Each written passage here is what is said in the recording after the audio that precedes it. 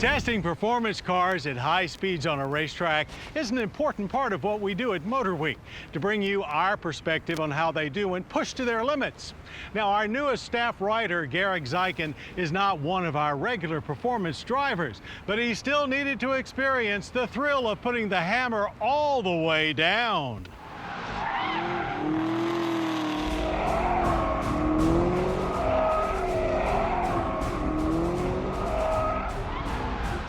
Wow, that Camaro looks like a handful. How do you guys drive so close to the edge all the time and in so many different cars? Well, you gain confidence from experience. After 30 years, I'm rarely surprised by what a car does. You do need good reflexes and a healthy survival instinct, and willing to push the car as far as you can go to get a good feel for it. You need to experience it for yourself. I know just where to go.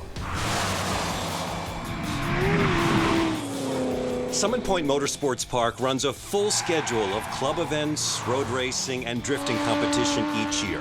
It's also one of MotorWeek's favorite testing venues.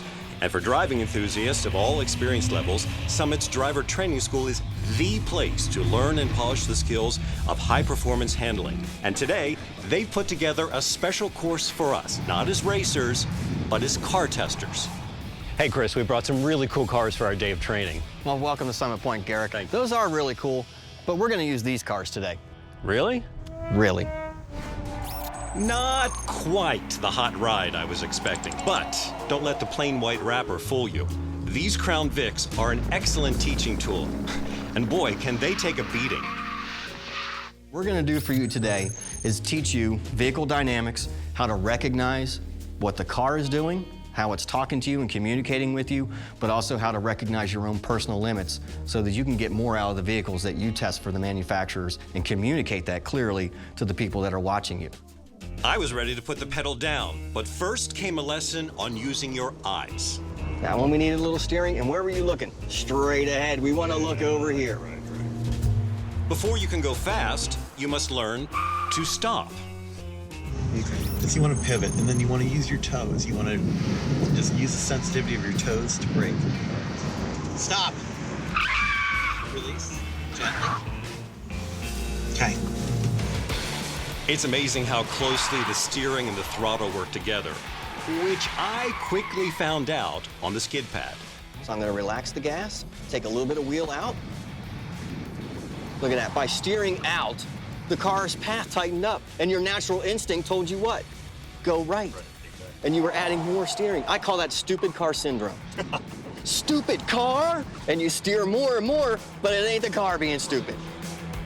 A little bit better, a little bit better. I want you to relax on the wheel. You're death gripping that steering wheel. I want you to relax a little bit. Relax your arms. The more relaxed you are, the smoother your inputs are going to be.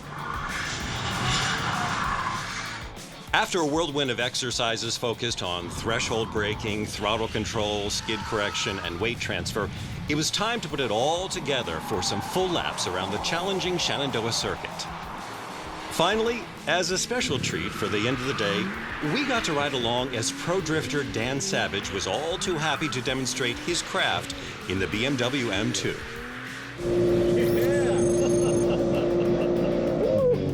That is a bunch of smoke. This car is awesome. I think I'll save this lesson for next time, and just hang on. We've had a great day here at Summit Point, some really good instruction. I've learned a lot. Bring on the McLaren.